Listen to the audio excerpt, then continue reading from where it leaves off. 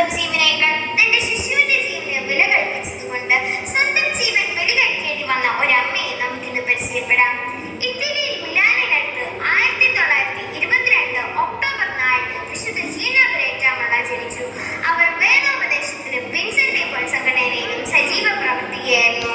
തന്റെ ആഗ്രഹപ്രകാരം അവൾ ഒരു ശിശുരോഗം നൽകുകയായി. വിവാഹം ചെയ്യുന്ന തന്റെ തിരികുളിയാണെന്ന വിശ്വസിച്ച് ബിയാൻഡ്രോമള എന്ന എഞ്ചിനീയറെ അവൾ വിവാഹം ചെയ്തു.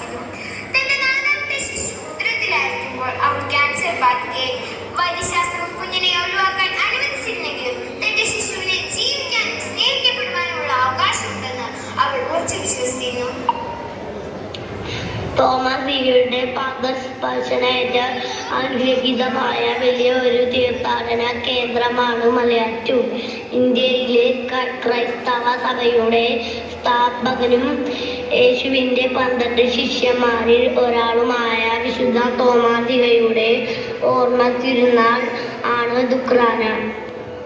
വിശുദ്ധ കൊച്ചു ത്രേസ്യ ആധുനിക ലോകത്തിന്റെ ഏറ്റവും വലിയ വിശുദ്ധ എന്ന് അറിയപ്പെടുന്നു. ഒക്ടോബർ 1 വിശുദ്ധ കൊച്ചു ത്രേസ്യയുടെ തിരുനാൾ ദിനം. ഫ്രഞ്ചുകാരിയായ വിശുദ്ധ കൊച്ചു ത്രേസ്യ ചെറുപുഷ്പം അഥവാ ലിറ്റിൽ ഫ്ലവർ എന്ന പേരിലും അറിയപ്പെടുന്നു. വിശുദ്ധ അന്തോണിയസ് 1995 ഓഗസ്റ്റ് 15 തീയതി പോർച്ചുഗലിലെ ലിസ്ബൺ എന്ന സ്ഥലത്ത് മാർട്ടിൻ ത്രേസ്യ ദമ്പതികളുടെ മകനായി വിശുദ്ധ അന്തോണിയസ് ജനിച്ചു.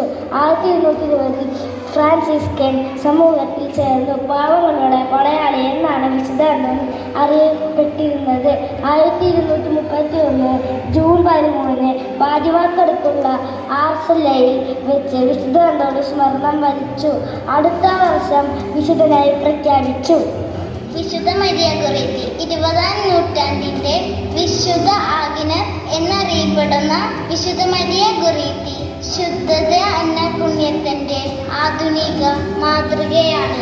യേശുവിനോടുള്ള സ്നേഹം എന്നിൽ നിലനിൽക്കുന്നതിന് എൻ്റെ ഹൃദയം ക്ഷമ എന്ന പുണ്യത്താൽ നിറഞ്ഞിരിക്കുന്നു എന്നാണ് മരിയ ഗൊറേത്തി പറഞ്ഞിരിക്കുന്നത്.